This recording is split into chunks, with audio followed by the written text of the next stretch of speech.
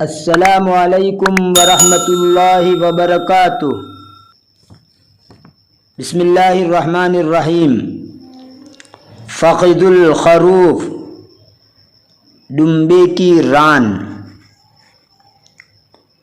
ولما جاء اليوم الخامس ذهب عمارة إلى قصاب أي جزار فكافأه على نشاطه بفخذ خروف۔ اور جب 5واں دن آیا، عمارہ قصائی کے پاس گیا تو اس نے اس کی سرگرمی اور کام کے بدلے میں دمبے کی ران عطا فرمائی۔ فربطها عمارة بحبل وما زال يجرها حتى وصل إلى البيت۔ عمارہ نے اس کو رسی سے باندھ دیا اور برابر اس کو کھینچتا رہا یہاں تک کہ وہ گھر پہنچ گیا۔ فرأت أمه فخذ الخروف ملتقطا بالوحل والأقذار۔ اس کی ماں نے دمبے کی ران کو کیچڑ اور گندگی سے آلودہ دیکھا۔ فرمتها غاضبہ، تو اس کو غصے سے پھینک دیا۔ وقالت له، اور اس کو کہا، ویحک یا عمارہ، اما کان خیرا لک ان تحمل هذه الفخذ على کتفک۔ پرے ہٹ اے عمارہ، کیا تیرے لیے یہ بہتر نہیں تھا کہ تو اس کو اپنے کندھے پر اٹھا لیتا؟ فقال لها سأفعل ذلك في المرة التالية فلا تغضبي علي يا أمي۔ تو اس نے اس کو کہا، ان قریب اگلی مرتبہ ایسا ہی کروں گا، لہذا میری ماں میرے اوپر غصہ مت کیجیے۔ جحش الراعی، چرواہے کے گدھے کا بچہ۔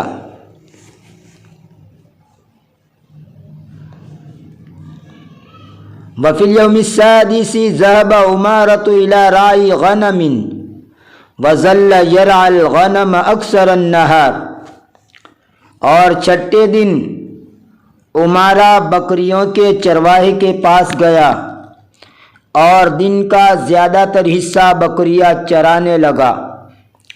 فأعطاه الراعي جحشه ليركبه ويعود به في صباح اليوم التالي۔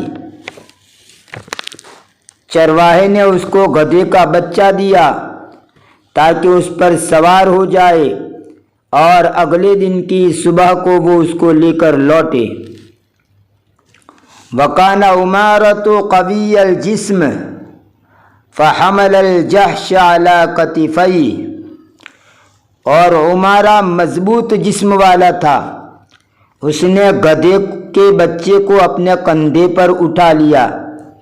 وَسَارَ فِي طَرِيقِهِ عَائِدًا إِلَى الْبَيْتِ، اور گھر کی طرف لوٹتے ہوئے راستے میں چلا۔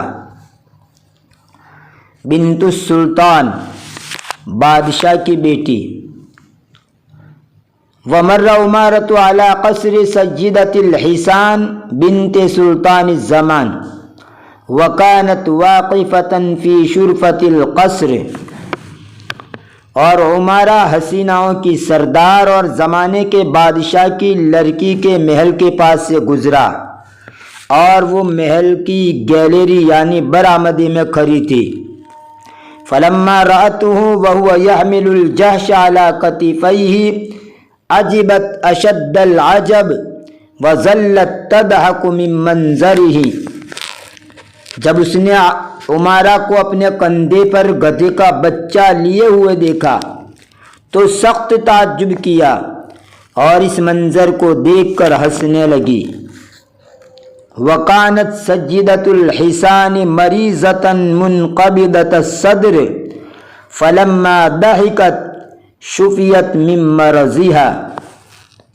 اور حسیناؤں کی سردار بیمار اور تنگ دل تھی، جب وہ ہنسی تو اس کی بیماری سے اس کو شفا مل گئی۔ فابتهج السلطان بشفائها، بادشاہ اس کی شفا سے خوش ہو گیا. وقافأ عمارة على ذلك أجزل مكافأة لأنه كان سبب شفائها، اور عمارہ کو اس پر بہت زیادہ بدلہ دیا اس وجہ سے کہ وہ اس کی شفا کا ذریعہ بنا. خاتمۃ القصہ، قصے کا اختتام. وفی الیوم التالی ارسل السلطان الى عمارة وامه واسکنہما قصرا واکرمہما احسن اکرام. اور اگلے دن بادشاہ نے عمارہ اور اس کی ماں کو بلا بھیجا اور ان دونوں کو اپنے محل میں جگہ دی اور ان کا اچھی طرح اکرام کیا. ووکل بعمارة مدرسا يعلمه، اور اس نے عمارہ کے لیے ایک استاد کو مقرر کر دیا جو اس کو تعلیم دے. فأقبل عمارة على دروسه من ذلك اليوم بنشاط عجيب وترك الكسل.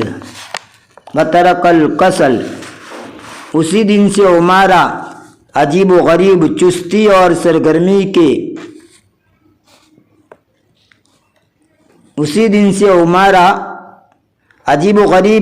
اور سرگرمی سے اپنے اسباق پر متوجہ ہو گیا اور سستی و کاہلی کو چھوڑ دیا.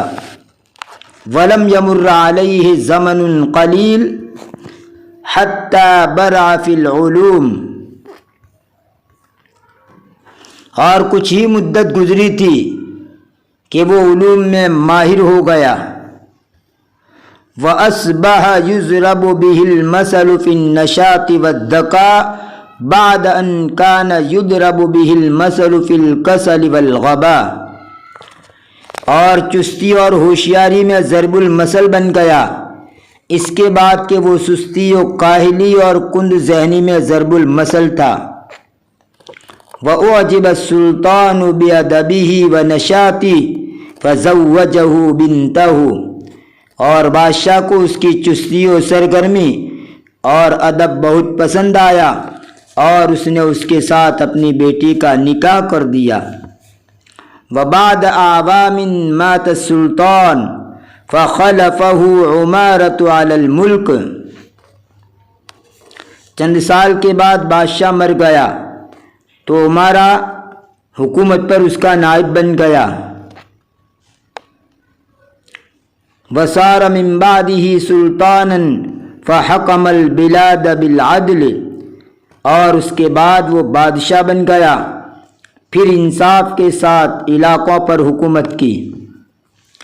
وعاش عمارة وزوجه وامه في نعمة وسرور، اور عمارہ اور اس کی بیوی اور اس کی ماں نے پوری زندگی نعمت و خوشی میں بسر کی.